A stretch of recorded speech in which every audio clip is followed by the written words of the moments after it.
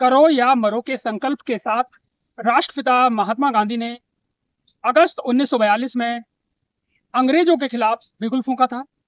अंग्रेजों भारत छोड़ो ये नारा उस वक्त खूब गूंजा था और इसी संकल्प के साथ उनके साथ लगातार देश भर में युवा जुड़ते गए, तमाम लोग जुड़ते गए और धीरे धीरे ये चिंगारी शोला बनी और आज हम खुली हवा में सांस ले पा रहे हैं। लेकिन इससे पहले भी तमाम जतन अंग्रेजों के खिलाफ हुए थे। 1857 की क्रांति की शुरुआत तो मेरठ से ही हुई थी। तमाम ऐसी गवाही देते हुए आपको यहाँ इमारतें मिल जाएंगी। यहाँ एक बहुत बड़ा म्यूजियम है जिसमें स्वतंत्रता संग्राम संग्रहालय है। इस संग्रहालय में 1857 की क्रांति से लेकर 1947 तक क्या कुछ हुआ, 90 वर्ष का पूरा इतिहास यहाँ ये संग्रहालय बयां करता है। ऐसे में आइए जानते हैं मेरठ के स्वतंत्रता संग्राम से जुड़े जो सेनानी थे उनके परिजन क्या कहते हैं, इतिहासकार क्या कहते हैं और युवाओं का क्या कहना है।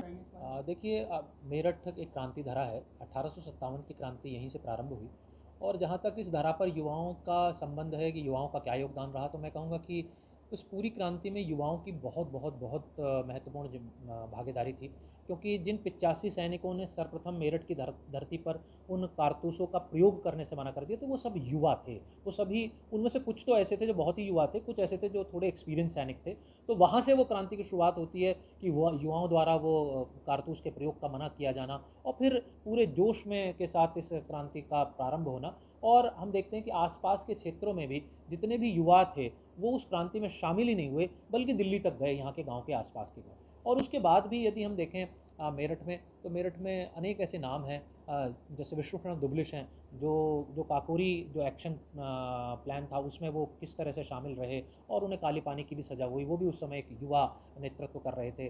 पंडित प्यारेलाल शर्मा हैं, वो भी मेरठ के एक बहुत जाने माने स्वतंत्रता सेनानी हैं। इसके अलावा जब गांधी जी की मेरठ यात्रा हुई तो युवाओं की अगर आप भूमिका की बात करें तो गांधी जी ने युवाओं के साथ अलग एक वार्ता की। मेरठ कॉलेज के छात्र उनके साथ मिले और इसके बाद भी अगर आप मेरठ कॉलेज में देखें तो मेरठ कॉलेज में एक स्थान बना हुआ है जहां युवाओं ने एक पूरा आंदोलन गांधी जी के समर्थन में किया था। और मेरठ कॉलेज और उस समय जितने भी युवा थे, जो छात्र थे, वो इस आंदोलन में, गांधी के आंदोलन हो या स्वतंत्रता आंदोलन हो, उनमें सब में उन्होंने बढ़ चढ़ के हिस्सा लिया।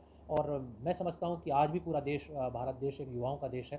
तो इन सब बातों से उनको प्रेरणा लेने की आवश्यकता है। मेरा सौभाग्य है कि मैं ऐसे परिवार में पैदा हुआ जहाँ पे स्वर्गीय श्री विष्णुचंद्र दुबले जी ने जन्म लिया और बहुत ही छोटी अवस्था में, बाल्यकाल में ही, 17-18 साल के ही थे वो इस आंदोलन में कूद पड़े।